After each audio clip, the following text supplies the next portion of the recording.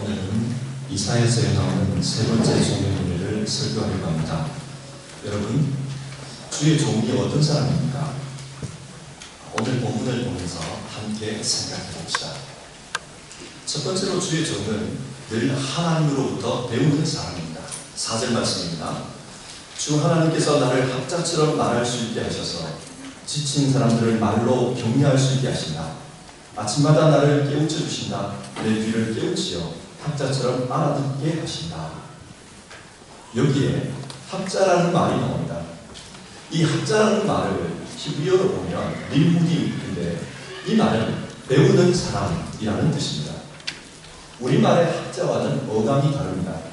한국어로 학자는 한 분야에서 아주 많이 배운 사람, 그렇기 때문에 다른 사람을 가르칠 수 있는 전문가를 일컫습니다. 그러나 학자라는 말을 한자로 한번 써보십시오. 배울 학, 사람자입니다. 학자는 말 그대로 배우는 사람입니다. 배움을 다 한 사람이 아니라 계속해서 배우는 사람입니다. 오늘 본문에 나오는 주의 종이 바로 그런 사람입니다. 주의 종은 배우는 사람입니다. 그러면 누구로부터 배웁니까? 주 하나님께서 나를 깨우쳐 주신다. 주의 종은 하나님으로부터 배우는 사람입니다. 하나님께서 선생님이십니다. 그런데 어떻게 배웁니까? 아침마다 나를 깨우쳐 주신다. 아침마다 배웁니다. 여기서 아침마다라는 부분을 히브리어로 보면 아침으로 되어 있습니다. 이 말은 하루하루 매일 새롭게 하나님으로부터 배운다는 뜻입니다. 세상의 지식은 한번 배우면 평생을 써먹을 수 있습니다. 예를 들어 어릴 때 글자를 배우면 그 글자를 평생 써먹을 수 있습니다. 하지만 하나님의 종은 늘 새롭게 하나님으로부터 배워야 합니다. 왜 그렇습니까? 이 종이 해야 할 일이 지친 사람들에게 하나님의 말씀을 전하는 것이기 때문입니다. 주께서, 주 하나님께서 나를 학자처럼 말할 수 있게 하셔서 지친 사람들을 말로 격려할 수 있게 하신다. 주의 종은 지친 사람들을 말로 위로해야 합니다. 그것이 그의 사명입니다. 그러니까 주의 종은 하나님의 말씀을 전하는 사람입니다. 그런데 하나님이 지친 사람들에게 늘 똑같은 말씀을 하실까요? 그렇지 않습니다. 한번 생각해 봅시다. 어떤 때는 일이 너무 많아 힘들어 지칠 수 있고, 어떤 때는 실패해서 일이 없어서 마음이 낙심되어 지칠 때가 있습니다. 이런 경우 상황은 정반대입니다. 똑같은 말로 위로할 수가 없습니다. 그래서 하나님은 상황마다 다 다른 말씀을 주십니다. 그렇기 때문에 주의 종은 상황에 따라 다르게 주시는 하나님의 말씀을 잘 알아듣는 것이 중요합니다. 내 귀를 깨우치어 학자처럼 알아듣게 하신다. 이처럼 주의 종은 하나님의 말씀을 잘 배워 잘 깨닫는 사람입니다. 그래서 하나님의 말씀을 전하는 사람입니다. 그런데 참 안타까운 것은 시간이 흐를수록 우리 시대의 교회가 성경 공부를 프로그램의 하나로 생각한다는 것입니다. 프로그램의 일환으로 성경 공부를 운영하다 보니까 성경 공부가 교회 성장의 도구처럼 그렇게 인식되고 있습니다. 그리고 사람들 역시 프로그램의 홍수 속에서 하나님의 말씀을 아주 가볍게 여기는 것을 봅니다. 해도 그만, 안 해도 그만입니다. 성경이 말하는 주의 종은 하나님의 말씀을 배우고 깨닫는 사람인데, 우리 시대에는 프로그램으로 변질되어 버린 성경 공부가 하나님의 말씀을 가볍게 만들어버리는 것 같아서 참으로 안타깝습니다. 하나님의 종은 하나님의 말씀을 배우는 사람입니다. 두 번째로 주의 종은 주님께 순종하는 삶을 삽니다. 5절 말씀인데요. 주님께서 내 귀를 열어주셨으므로 나는 주님께 거역하지도 않았고 등을 돌리지도 않았다. 하나님께서 자신의 종을 깨닫게 해주십니다. 그러자 그 종은 자신이 깨달은 하나님의 말씀을 그대로 실천합니다. 순종합니다. 그 말이 5절에 나오는 나는 주님께 거역하지 않았다 그 말인데요. 이 종은 하나님께로부터 받은 말씀을 그대로 사람들에게 전달했습니다. 근데 여러분, 그 말씀을 들은 사람들의 반응이 어떠합니까? 6절입니다. 나는 나를 때리는 자에게 등을 맡겼고 내 수염을 뽑는 자에게 뺨을 맡겼다.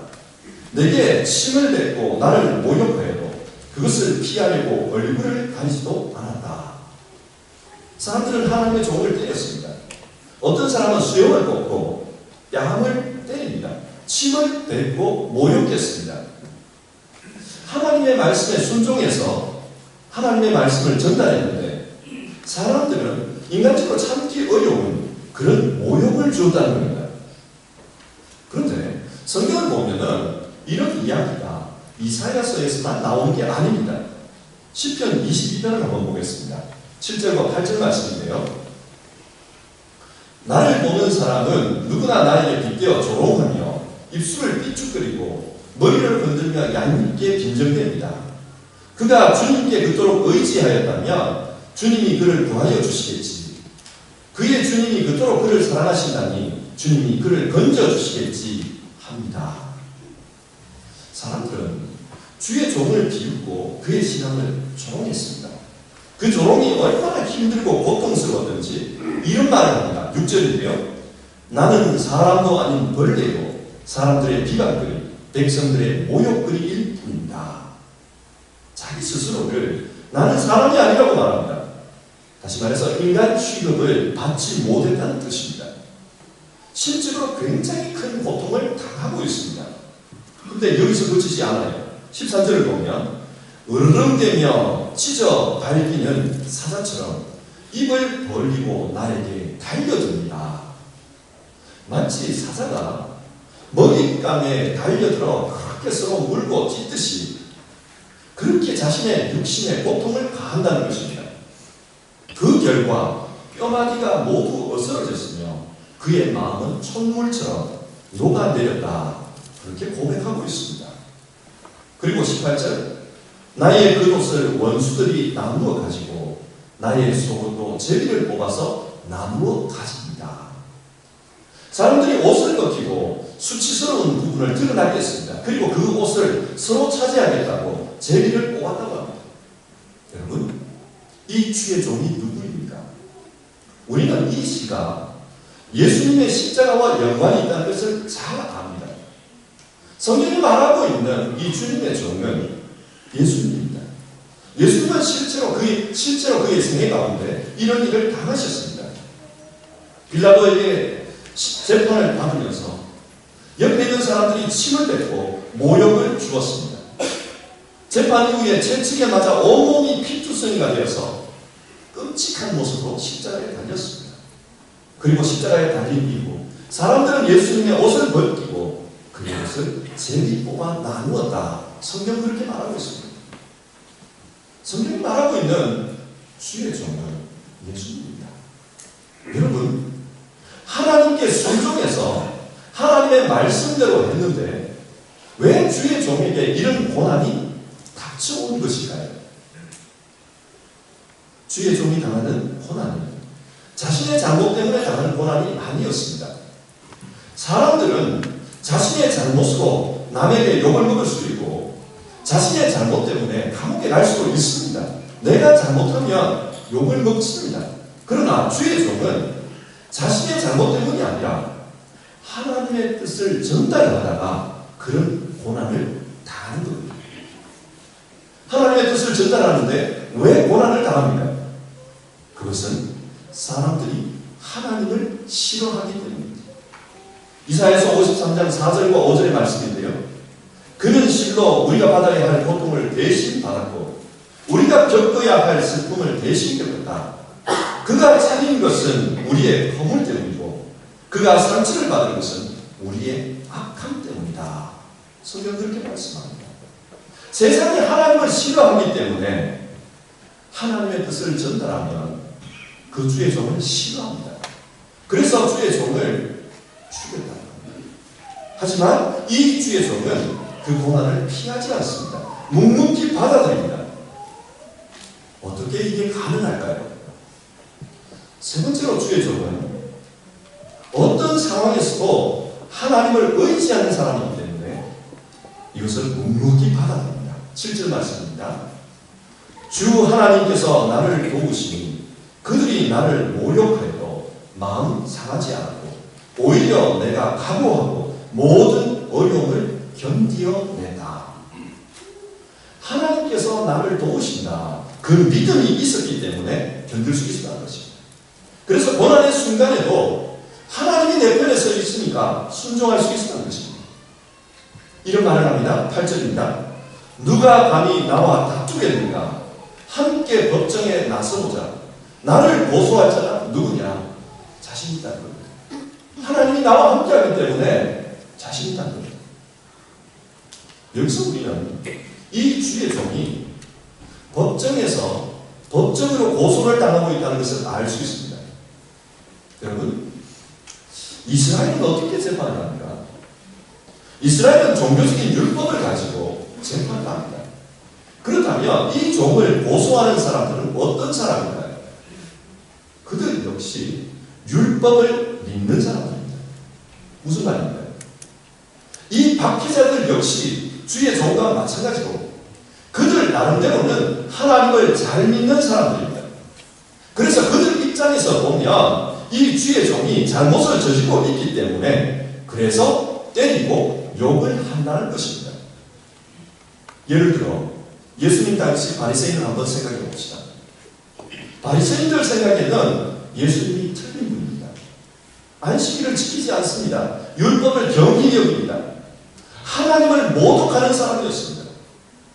하나님만이 인간의 죄를 용서할 수 있는데 예수님께서 중풍병 환자를 보면서 너희의 죄가 사해졌다 그렇게 선포해버렸습니다. 바리새인들이 볼 때에는 이것은 신성모독입니다. 어떻게 하나님만이 할 수 있는 그 사죄의 선포를 저 사람이 할 수 있다는 말인가? 신성모독이다. 따라서 저 사람은 십자가에서 죽어야 마땅하다 그렇게 생각합니다. 요한복음 16장에서 예수님은 제자들에게 이런 말씀을 합니다. 곧 박해가 있을 것이다. 그러면서 사람들이 너희를 회당에서 내쫓을 것이다. 그리고 너희를 죽이는 사람마다 자기네가 하는 그런 일이 하나님을 섬기는 일이라고 생각할 때가 올 것이다. 무슨 말입니까? 예수님의 제자들을 박해하는 그 사람들은 역시 하나님을 위해서 그 일을 한다는 것입니다. 실제로 이런 상황이 되면 박해를 받는 사람도 하나님 때문에 박해를 받는 것이고 박해를 하는 사람도 하나님 때문에 박해를 하는 것입니다. 자, 그렇다면 여러분, 둘 중에 누가 진짜 하나님의 사람입니까? 박해를 하는 사람이 하나님의 사람입니까? 박해를 받는 사람이 하나님의 사람입니다. 주의 종은 이런 말을 합니다. 내가 부끄러움을 당하지 않겠다는 것을 내가 아는가 하는 것. 나를 의롭다 하신 분이 가까이 계시기 때문이다. 그리고 주 하나님께서 나를 도와주실 것입니다. 그 누가 나에게 죄가 있다 하겠느냐? 그들이 모두 옷처럼 헤어지고 종에게 먹힐 것이다. 누가 하나님의 사람인지는 마지막 때에 하나님이 판단하실 것이다. 그 말씀입니다. 그래서 이 종은 자신이 있다는 것입니다. 하나님이 자기를 도와주시고 계시기 때문에 반드시 악인들을 심판할 것이다. 그런 믿음을 가지고 있습니다. 악인들은 마침내 종 먹은 옷처럼 그렇게 될 것이라고 선언하고 있습니다. 무슨 말입니까? 하나님의 종은 하나님에 대한 신뢰가 있는 사람입니다. 어떤 상황 속에서도 하나님을 신뢰합니다. 자, 이상의 말씀을 한번 정리해 봅시다. 오늘 성경이 말하는 주의 종은 어떤 사람입니까? 성경이 말하는 주의 종은 하나님의 말씀으로 지친 영혼을 위로하는 사람이라고 했습니다. 어떤 목사님의 책에서 읽은 이야기를 소개하겠습니다. 1884년 런던의 한 병원 외과 의사였던 트리버스라는 사람이 밤길을 가다가 유랑극단의 간판을 보았습니다. 그런데 그 유랑극단의 간판에 뭔가 흉측한 괴물 같은 게 그려져 있고 그 밑에다가 코끼리 사람 그런 문구가 적혀 있었습니다. 이 트리프스라는 의사가 호기심이 발동한 거예요. 저게 뭐지? 그래서 입장료를 내고 그 극단 안으로 들어갔습니다. 거기에 들어가 보니까 무대 위의 한쪽에 담요를 뒤집어 쓴 어떤 뭔가가 있더라는 거예요. 그런데 조련사로 보이는 사람이 무대에 올라와서 일어서! 이렇게 말하는 겁니다. 그러자 담요를 뒤집어 쓰고 있던 뭔가가 불쑥 일어났습니다.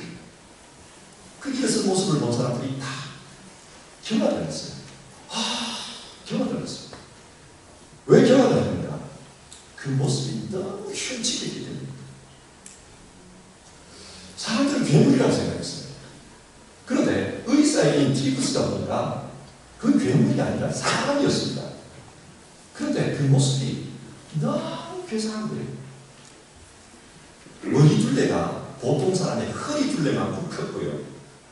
이마에는 어떤 덩어리 같은 게 툭 튀어나오는데 보니까 뼈 같았어요. 아주 기형적으로 뭔가 툭 튀어나와 있었습니다. 그리고 살결을 보니까 마치 코끼리 그 피부처럼 울퉁불퉁한 살이 용암이 흘려내리는 것처럼 그렇게 이렇게 쭉 쳐져 있었던 거예요. 불독이나 이런 얼굴을 보면 이렇게 쭉 쳐져 있잖아요. 아마 그런 모습이었던 것 같아요. 그래서 쭉 쳐져 있으니까 코도 안 보이고 심지어는 이 쳐져 내린 살이 가슴과 겨드랑이까지 뒤덮고 있었습니다. 팔을 보니까 뭔가 붙는 일인데 보통 사람의 2배 정도로 그 길이가 길었다고 하고요. 다리는 얼마나 뚱뚱한지 너무 두꺼워가지고 혼자 설 수가 없을 정도로 두꺼웠다는 겁니다.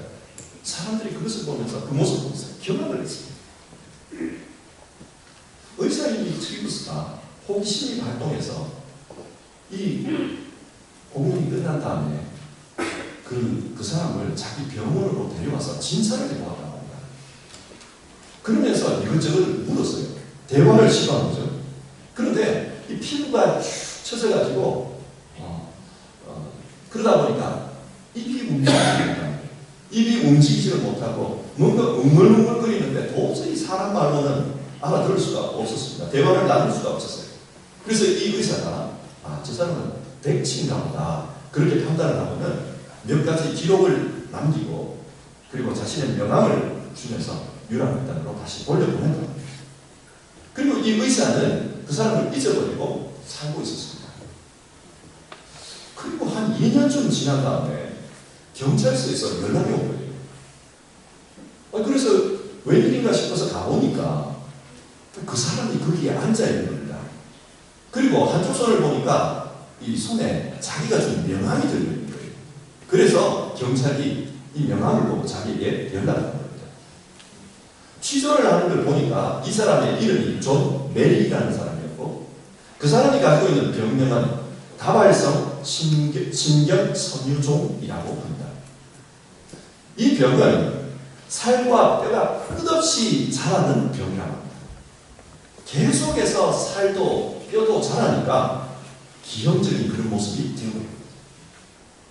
그래서 너무 흉측하게 생기다 보니까 4살 때에 자기 친부모가 이 아이를 버려버렸어요.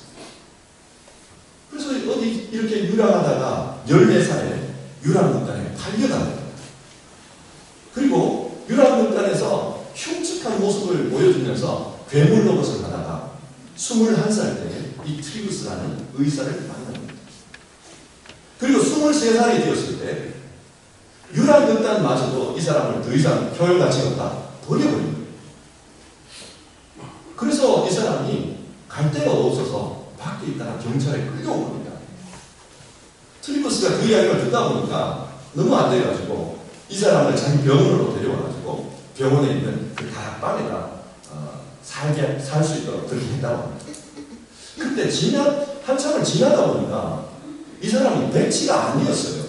좀 알아듣기는 힘들지만 뭔가 이렇게 대화를 보니까 말도 잘하고요. 또 글도 읽을 줄 알았습니다. 심지어는 책이라는 책은 닥치는 대로 읽는 그런 독서 광이었단 말이에요. 대단한 독서가 있어요. 지식도 많았고 그런 사람이었어요. 그래서 훗날 트리브스라는 이 의사가 이 사람에 대해서 이런 기록을 남깁니다. 그가 겪은 삶의 여정은 주님이 그를 가신 비아 돌로로사 같은 삶이었지만 굉장히 힘들고 어려운 오르막이었지만 하지만 나는 그가 불평하는 소리를 한 번도 들어본 적이 없다. 자기를 버린 사람, 자기를 학대한 사람, 자기를 무시한 사람에게 앙심을 품거나 나쁜 말을 하는 것을 들어본 적이 없다. 그는 어떤 누구보다도 따뜻하고 고상한 성품의 사람이었다. 그런 기록을 남겨놨어요. 지나면서 이 의사가 너무 신기한 겁니다. 어떻게 그렇게 힘든 삶을 살았는데 이런 따뜻한 성품을 가질 수가 있었을까? 신기한 생각이 들었어요. 그리고 이분이 생각하기를 이 사람을 좀 더 넓은 세계, 좀 더 정상인들이 사는 세상으로 인도해 주면 어떨까? 그러면 이 사람이 굉장히 성품도 좋고 많은 것도 많고 좀 더 행복하게 살지 않을까? 그런 생각이 들었어요. 그래서 이 의사가 자기의 친구 중에 아주 젊고 아름다운 여성을 설득한 겁니다. 너 한 번만 우리 집에 있는 그 메리라는 사람과 악수를 해줄 수 있겠냐? 한 번만 해다가 부탁을 한 거예요. 그래서 이 여인이 어쩔 수 없이 악수를 해주었다고 합니다. 그런데 그때 이 메리라는 사람이 보인 반응은 너무 의외였어요. 그 여성이 손을 내밀자 무릎을 꿇고는 그 앞에서 엉엉 울었다는 거예요. 통곡을 했어요. 왜 통곡을 했는가? 지금까지 한 번도 어떤 사람도 자기에게 손을 내밀어서 악수해 준 적이 없다. 모든 사람이 이 사람을 괴물로 취급했지 어떤 누구도 이 사람을 사람 취급하면서 악수해 준 적이 없었다는 거죠. 그래서 이 사람은 태어나서 처음으로 사람 대접을 받고 그래서 우는 거예요. 이 사건이 일어나고 난 다음에 메릭의 삶은 완전히 달라졌다고 합니다. 사람들 앞에 나서는 것에 용기를 가졌어요. 그래서 난생 처음 예배당에도 가서 예배도 드리고 또 사람들과 함께 성찬식에도 참여했다고 합니다. 뿐만 아니라 많은 사람들이 모이는 그런 공간, 오페라 극장에 가서 공연도 보고 그렇게 했다는 거예요. 다른 사람들 앞에 나설 수 있는 용기를 가지게 된 겁니다. 이렇게 괴물 같은 사람이 어디를 다닌다 이 이야기가 런던 시내에 퍼지게 됐어요. 그러자 국왕의 귀에까지 이 사람의 이야기가 전해졌습니다.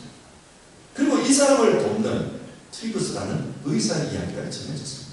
그래서 국왕이 직접 이 사람들을 찾아온 거예요. 그리고 위로를 해줬다. 이 메리라는 분의 건강이 안 좋아졌어요. 그래서 작은 교회가 내려다보면 시골 오두막으로 요양을 가게 됐습니다. 그 시골 오두막에서 27살의 나이로 죽게 됐는데요. 죽을 때까지 이 사람의 모습이 이랬다고 합니다.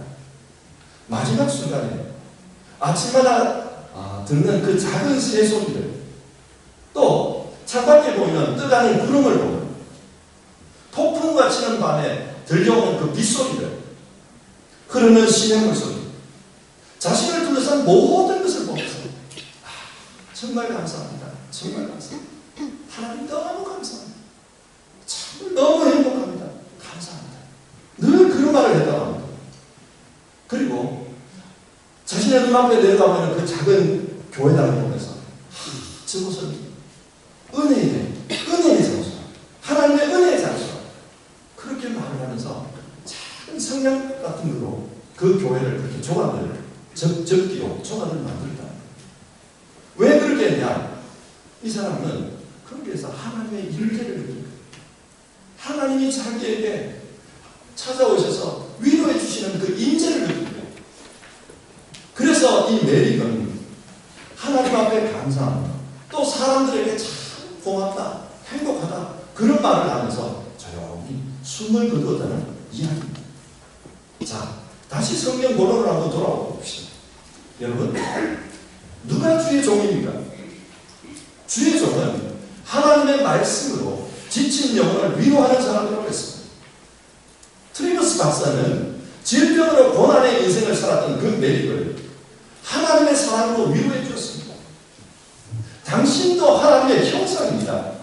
질병이 당신을 그렇게 만드는 것이지 당신은 누구보다도 아름다운 마음을 가진 하나님의 사람입니다. 그런 말로 위로를 했습니다. 그러자 험악한 인생을 살았던 그 사람의 입에서 감사가 흘러나옵니다. 여러분, 만약 이 사람이 그 위로의 말씀을 듣지 못했다면 그 사람의 말로가 어떠했을까요? 사람들은 그 사람의 말로를 괴물로 기억했을 것입니다. 누가 주님의 종입니다.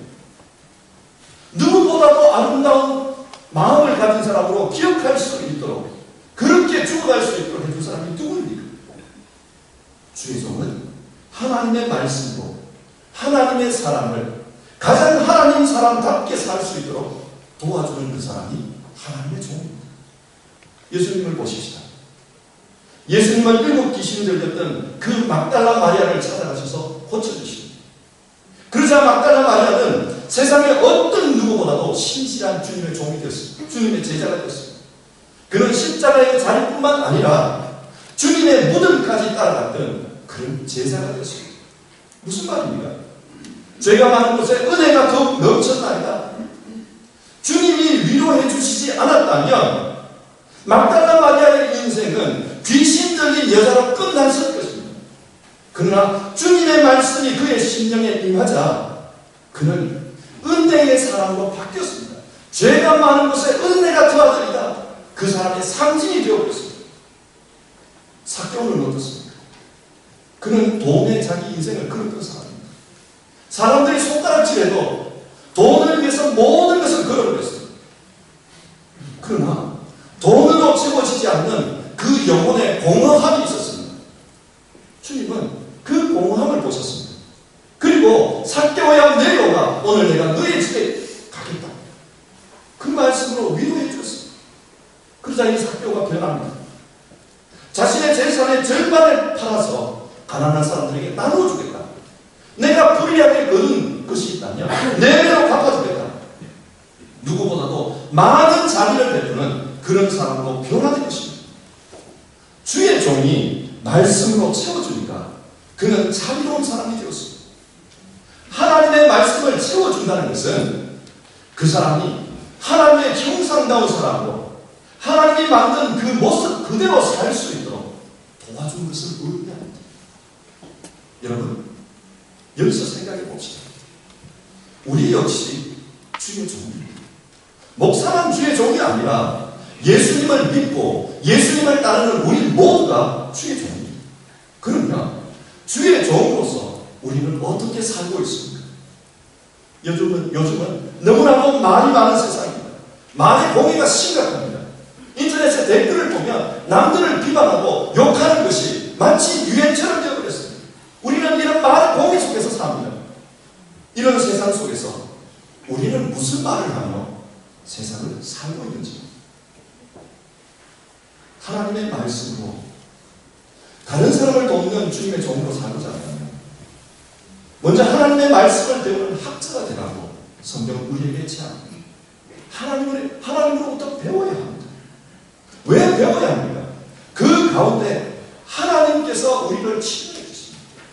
우리 자신들이 하나님의 형상의 모습으로 살 수 있도록 하나님이 만드신 그 모습 그대로 살 수 있도록 우리를 치료해 주십니다.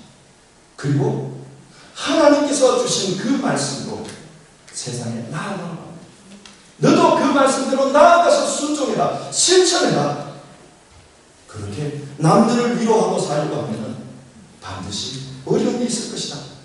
심지어는 오늘 이사야서에 나오는 그 주님의 종처럼 가장 가까운 사람, 같이 하나님을 믿는 사람들이 힘들게 할 수도 있습니다. 그 사람들이 고발하며 힘들게 할 수 있습니다. 그래도 그것이 주의 종의 길이기 때문에 하나님의 말씀을 믿고 신뢰하면서 꿋꿋이 누군가를 도우며 살아라. 성경은 우리에게 그것을 제안하고 있습니다. 말씀을 맺겠습니다. 혹시 이 자리에 나는 아무런 소망이 없다 그렇게 생각하시는 분이 계십니다. 나는 지친 영혼이라서 남들을 돌볼 만한 여유가 없다. 그런 분들이 계십니다. 문제로 말미암아 삶이 두렵고 염려로 가득 찬 그런 분이 계십니다. 이것은 하나님께서 원하시는 모습이 아닙니다. 주님께서 그 영혼을 말씀으로 채워주시기를 원합니다. 그래서 우리에게 너는 학자가 되라. 너는 학자가 되라. 하나님의 말씀을 날마다 새롭게 받아들이라. 우리에게 말씀합니다. 하나님은 그 말씀을 통해 우리를 회복하시기를 원하십니다. 그리고 또 우리에게 너도 그 말씀을 채워주는 사람이 되라. 권면해 주십니다. 여러분, 주님의 이 말씀을 우리가 이 권면의 말씀을 기억하면서 우리 함께 찬양하고 기도하는 시간을 가졌으면 좋겠습니다. 오늘 부를 찬양은요, 아무것도 두려워하지 마라 라는 찬양입니다. 이 찬양의 가사를 우리를 위한 주님의 종, 그 주님의 종이 우리에게 주시는 음성으로 그렇게 들었으면 좋겠습니다. 오늘 하나님의 종, 우리 예수님께서 아무것도 염려하지 말라, 두려워하지 말라. 나는 너희의 하나님이다. 우리에게 그 말씀을 주십니다. 나는 너희의 산성이 될 것이고, 나는 너희의 요새가 될 것이고, 나는 너희의 소망이 되어서 너를 회복하고 하나님의 사람으로 살아가도록 하겠다. 우리에게 그 말씀을 주십니다. 주의 종이 우리에게 주는 그 말씀을 들으며 우리가 마음으로 꿈꿔봅시다. 하나님의 종이 우리에게 주신 그 말씀이 우리 안에 그대로 이루어질 줄 믿습니다.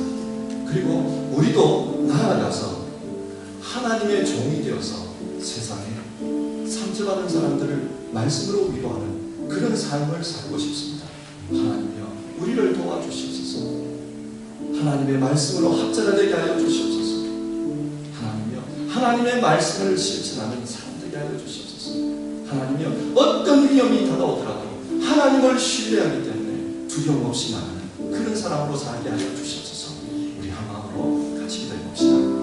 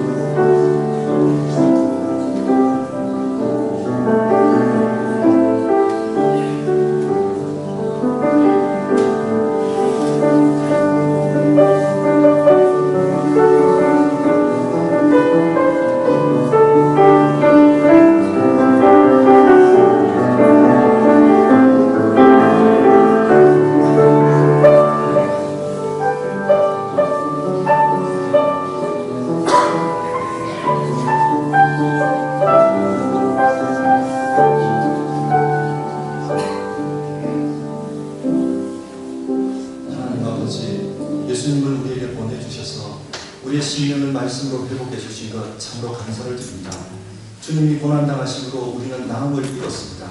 그리고 우리도 세상에서 말씀을 들고 가서 위로하는 자가 되라고 말씀하시는데 이 명령을 잘 감당하는 우리 모두 되게 하여 주시옵소서. 먼저는 하나님의 말씀을 배우는 학자가 되게 하옵소서. 그리고 어떤 상황에서도 그 말씀에 순종하는 삶을 살게 하옵소서. 그리고 끝까지 하나님을 신뢰하고 의지하는 우리 모두 되게 하옵소서. 예수님의 이름으로 기도드리옵나이다. 아멘.